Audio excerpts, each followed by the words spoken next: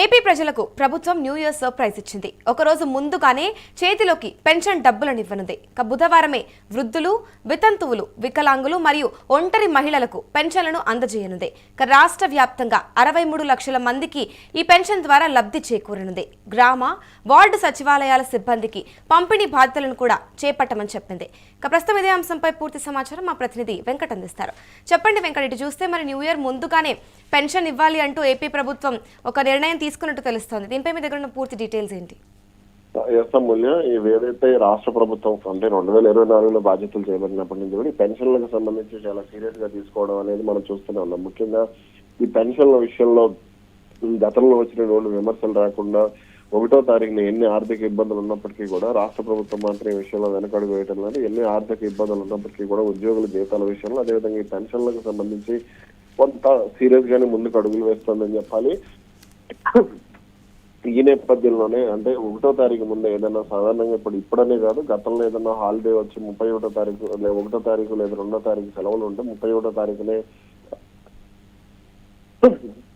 నిధులను అందించడం జరుగుతుంది. గ్రామీణ ప్రాంతాలకు పూర్తి స్థాయిలో అంటే 1వ తారీఖు ముందే అవసరమైతే అన్నట్టుగా అంటే సెలవులు వచ్చినా సరే అక్కడ వాళ్ళకు ఉండే అవసరాలు వాళ్ళకు ఉంటాయి కాబట్టి వాళ్ళు ఎక్కడ కూడా ఇబ్బందులు పడకుండా ఉండే విధంగా నిర్ణయం తీసుకుంటున్నారు. ఈ నేపథ్యంలోనే తాజాగా మరో కీలక నిర్ణయం కూడా రాష్ట్ర ప్రభుత్వం తీసుకుంది. అంటే దీనికి సంబంధించి ఇటీవల కాలం అంటే దాదాపుగా ఒక 10 రోజుల క్రితం రాష్ట్ర ప్రభుత్వం నిర్ణయం తీసుకున్నట్టుగా అప్పుడే క్లారిటీ వచ్చింది. ఇక బుధవారమే వృద్ధులు, వితంతువులు, వికలాంగులకు అలాగే ఒంటరి మహిళలకు రాష్ట్ర ప్రభుత్వం పెన్షన్ అందిస్తుంది. రాష్ట్ర వ్యాప్తంగా మొత్తం 63 లక్షల మందికి లబ్ధి చేకూరనుంది. గ్రామ, వార్డు సచివాలయ సిబ్బందికి పంపిణీ బాధ్యతలు అప్పగించారు. అలాగే దీనికి సంబంధించి అటు ఎమ్మెల్యేలు అలాగే మంత్రులు, ఎంపీలు, ఇతర ప్రజాప్రతినిధులు కూడా క్షేత్రస్థాయిలో ఈ పెన్షన్ల పంపిణీ కార్యక్రమంలో పాల్గొనాల్సిందని రాష్ట్ర ప్రభుత్వం కూడా స్పష్టం చేసింది.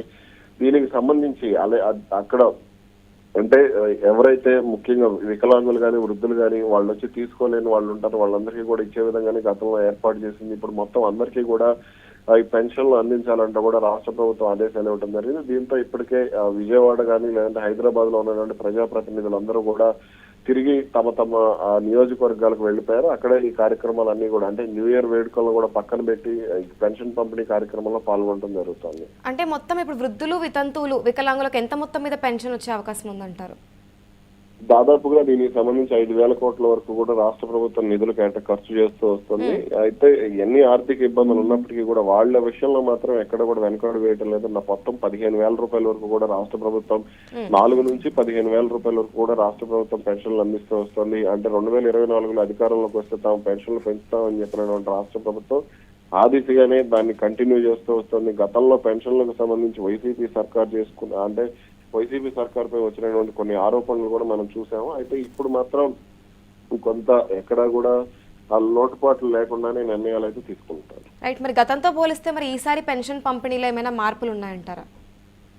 ప్రస్తుతానికి అయితే ఎటువంటి మార్పులు లేవు. కొంత అంటే ఎమ్మెల్యేలు, ప్రజాప్రతినిధులు అందరూ కూడా పాల్గొనాల్సిందే అనేది అయితే రాష్ట్ర ప్రభుత్వం స్పష్టంగా చెప్తూ వస్తుంది.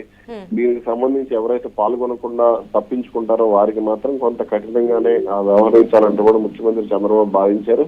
ఇక అటు నియోజకవర్గాల్లో ఉన్నటువంటి కీలక నాయకులు వీళ్ళందరూ కూడా అంటే ఎమ్మెల్యే పదవులు ఉన్నప్పటికీ ప్రజాప్రతినిధులకు కొనసాగుతున్నా లేనప్పటికీ కూడా వాళ్ళైతే గ్రామాలకు అయితే ఇప్పటికే చేరుకోవడం జరిగింది. ఇప్పటికే పెన్షన్ పంపిణీ కార్యక్రమం కూడా మొదలైపోయింది. ఇవాళ మరి పెన్షన్ అందని లబ్ధిదారుల సంఖ్య మరి ఎంత ఉండొచ్చు అంటారు? అంటే ఒకవేళ ఈరోజు అందకపోతే మళ్ళీ ఇప్పుడు సెకండ్ లోపల అందే అవకాశాలు ఉన్నాయంటారా? లేదు, రేపు ఆల్రెడీ వాళ్ళందరికీ వాళ్ళ చేతుల్లోకి డబ్బులు వెళ్ళిపోయి వాళ్ళు రేపు ఈ రోజు దాదాపు ఈ రోజు 90 నుంచి 95% వరకు పెన్షన్ అందించేస్తారు. అందరి వారికి రేపు ఉదయం లోపు కూడా పెన్షన్ అందించే అవకాశం ఉంది. సాధారణంగా 100% పూర్తి చేయడం అనేది సాధ్యం కాదు. 63 లక్షల మందికి ఒకరోజు ఇవ్వడం అనేది సాధ్యం కాదు. కానీ అది కొంత అంటే దాదాపుగా మెజారిటీ పార్ట్ అయితే పూర్తయిపోతుంది ఈ రోజు. Thank you Venkat. ప్రస్తుతం చూసుకుంటే రాష్ట్ర వ్యాప్తంగా 63 లక్షల మందికి పైగా పెన్షన్దారులు ఈ పథకం ద్వారా లబ్ధి పొందనున్నారు. వృద్ధులు, వితంతువులు, వికలాంగులు, ఒంటరి మహిళలు వంటి వర్గాలకు ఇది ఆర్థికంగా పెద్ద ఊరటగా మారింది.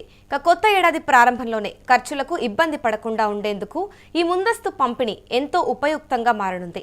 ఇక పెన్షన్ పంపిణీ బాధ్యతను గ్రామ వార్డు సచివాలయ సిబ్బందికి అప్పగించనున్నారు. ఇక వారు నేడు లబ్ధిదారుల ఇళ్లకి వెళ్లి నగదును అందజేయనున్నారు. వయస్సు, ఆరోగ్య సమస్యల కారణంగా బయటకు రాలేని వారికి ఇది ఎంతో సౌకర్యంగా మారింది.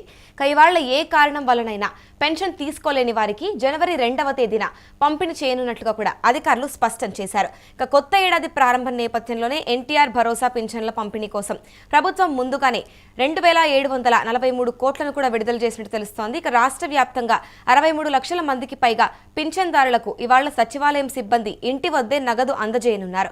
ఇక ఈ రోజు తీసుకొని వారికి 2వ తేదీన పంపిణీ చేస్తారని కూడా తెలుస్తోంది. ఇటు వికలాంగులు మరియు వితంతువులు లేదా ఇటు వీళ్ళందరికీ కూడా 4 నుంచి 15 వేల రూపాయల పెన్షన్ కూడా అందే అవకాశం కనిపిస్తుంది.